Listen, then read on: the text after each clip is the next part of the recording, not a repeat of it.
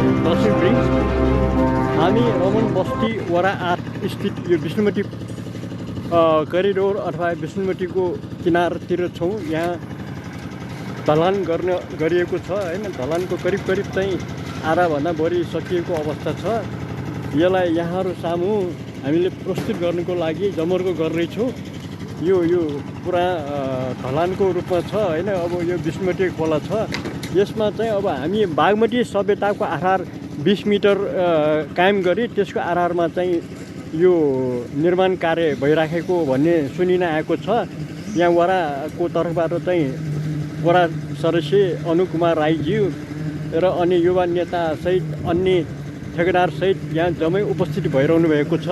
यहाँलाई अब यहाँ उहाँहरू चाहिँ युवा नेता र साथै चाहिँ हाम्रो वडा नम्बर 8 का प्रतिनिधि सदस्य अनुकुमार राई पनि यहाँ देखिराख्नु भएको छ। नमस्कार उहाँसँग छिट्टै अन्तर्वार्ता दिने गइराखेको छु। कृपया प्रतीक्षा गर्नु होला। रमन बस्तीमा यो करिडोरमा ढलान गरिराखेको अवस्थाको चाहिँ जानकारी लिनुको लागि हामी आएका छौँ। यसै क्रममा हामीले सदा चाहिँ हाम्रा वडा नम्बर 8 का जनप्रतिनिधि अनुकुमार राईजीसँग चाहिँ हामी छोटो अन्तरबाट लिन गइराखेको छौँ। अहिले अनुकुमार राई हाम्रो वडा जनप्रतिनिधि यहाँ यी निरीक्षण कार्यमा व्यस्त देखिन्छ। हामीले उहाँसँग केही क्षण समय लिएर अन्तरबाट लिन गइराखेका छौँ। नमस्कार जनप्रतिनिधि अनुकुमार राई सर। अब यहाँ अहिले हामीले पाउँदाखेरि यहाँ यो ढलान हुनेछ। यसमा तपाईँ पनि एकदम जनप्रतिनिधिको आधारमा व्यस्त भएको देखिन्छ हैन। अनि उहाँलाई फेरि एकचोटिमा परिचय दिन्छु। उहाँ हुनुहुन्छ हाम्रो पोखा वडा नम्बर 8 का जनप्रतिनिधि अनुकुमार राई। उहाँसँग छोटो अन्तरबाट लिन गइराखेको छु। हजुर, यो हामी जता घुम्दाखेरि पनि हजुरहरू जनप्रतिनिधिहरू केही न काम गरिराखेको भेटिएको हुन्छ भन्दाखेरि हजुर यहाँ के को लागि यसरी व्यस्त हुनुभएको छ? हजुर, धन्यवाद। नमस्कार। यो टोखा नगरपालिका वडा नम्बर 8 को यो आज यो रमन बस्तीमा आज यो पुलको नयाँ पुलको यो ढलान कार्य भइरहेको छ। हजुर, खास गरी आज यो पुल बनिसकेपछि हामीले चाहिँ सबैभन्दा पहिले यो पुलदेखि दाहिनेपट्टि हामीले एउटा यो करिडोर त्यो ट्र्याक हुने काम भयो। त्यसपछि हामीले यो पुलको यो अगाडि साइडमा चाहिँ हामीले आज ढलान गर्ने काम गरिरहेको छौँ। हामीले मुख्य कुरो के छ भने यो वडालाई कसरी हुन्छ यो, किनभने एउटा मुख्य बाटोमा चाहिँ रोडमा चाहिँ जाम हुने अवस्था छ। विभिन्न किसिमको समस्याहरू भएको कारणले गर्दाखेरि हामीले भित्र यो विष्णुमती खोलाको पनि हामीले चाहिँ अहिले यो करिडोर खोल्ने बाटो काम भइरहेको छ। र त्यसको साथसाथै हामीले चाहिँ मेन ठाउँमा चाहिँ हामीले अति आवश्यक गर्ने ठाउँमा चाहिँ हामीले ढलानको कार्य पनि गरिरहेको छौँ। विकासको कामलाई चाहिँ हामीले अगाडि बढाउन एकदम ठिक छ। अनि हाम्रो बागमती सभ्यताको आधारमा कति मिटर छोडेर के आधारमा यहाँ चाहिँ करिडोर यो ढलान गर्ने हुनुहुन्छ? यसको मापदण्ड के हो? बागमती सभ्यताको चाहिँ एउटा के छ भने आधिकारिक सम्पूर्ण बागमती सभ्यता हो। उहाँले चाहिँ पहिले नै उहाँले चाहिँ के छ भने खोलाको यो भागमा चाहिँ 20 मिटर दाहिने बाएँ 20 मिटर छ। तर हामी स्थानीय सरकारले चाहिँ अहिले तत्कालको लागि चाहिँ हामीले चाहिँ दाहिने बाएँ हामी एउटा करिडोर बाटो चाहिँ हामीले चाहिँ खोल्ने कामहरू हामीले गरिरहेको छौँ स्थानीय सरकारले। अनि यो जुन यो ढलान गरेको छ यो कति वर्षको ग्यारेन्टी होला? यो खास गरी यो प्राविधिक यो चाहिँ खास गरी अहिले मैले भर्खर इन्जिनियरलाई पनि सोधेँ। यो खास गरी यो ग्यारेन्टी चाहिँ खास गरी 20 वर्षको भन्नुभएको छ। हजुर, अहिले चाहिँ हामीले चाहिँ यो सबै कुरोहरू यो ढलान गर्दाखेरि यसको इम्प्लिमेन्ट कसरी गरेको छ यो कति छ त्यो अनुसारको हामीले चाहिँ अहिले अनुभवमा गरिरहेको छौँ। म वडाबाट अहिले यो यसैको लागि नै म अनुभव गर्नुको लागि आइरहेको छु।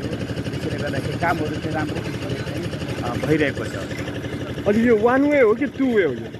यो चाहिँ अहिले चाहिँ 2 वे हो। 2 वे नै भने यो कति फुटको? अहिले हामीले चाहिँ यो बागमती सभ्यताको नियमन छ 20 मिटर हो। हामी 20 मिटरको रूपमा नभए पनि हामीले चाहिँ 2 वेको रूपमा गाडी चल्ने खालको चाहिँ हामीले लगिरहेको छ।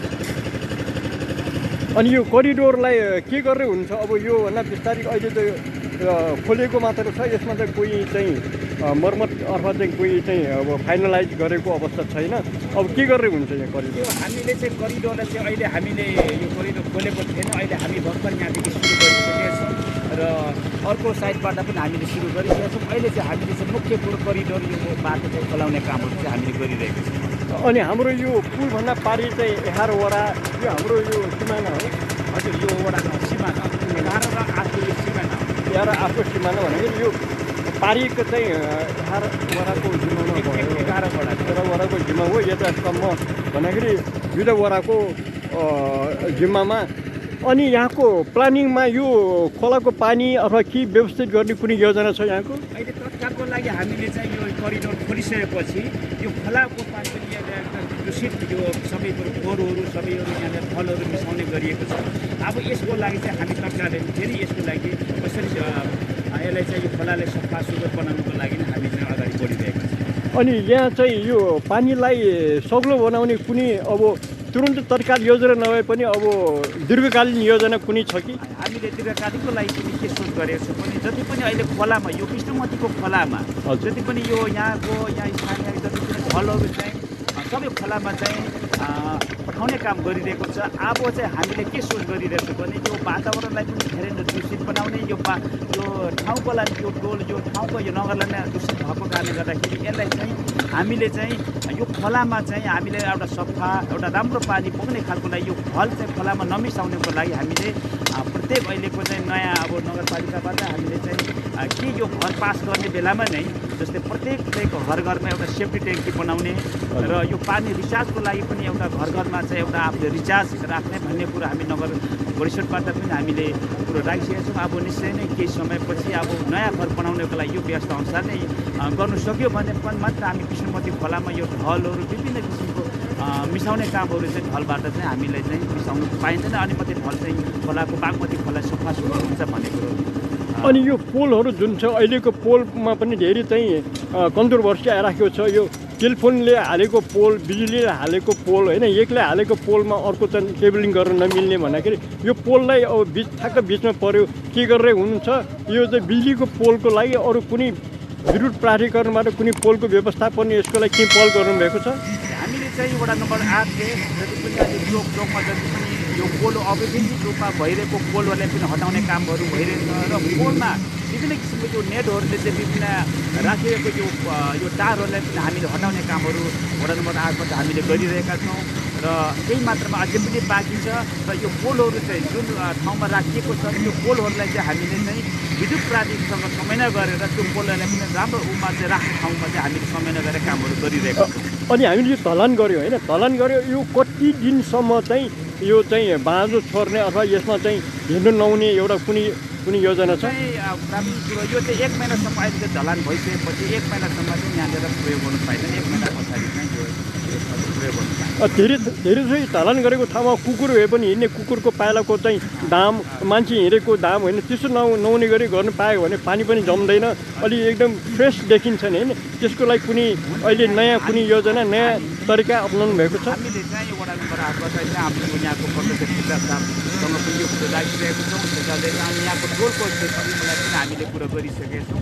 यो ढलान गरिसकेपछि यहाँ हिँडडुल गर्न यहाँनिर चाहिँ यो कुनै पनि पशुहरू चाहिँ गाई बस्तुहरू कुनै कुकुरहरू हिँड्नुको लागि पनि यहाँ अलिकति व्यवस्था हेर्नुको लागि पनि उहाँले चाहिँ हामीले भनिसकेका छौँ। एकदम धन्यवाद जनप्रति अनुप कुमार राईज्यू।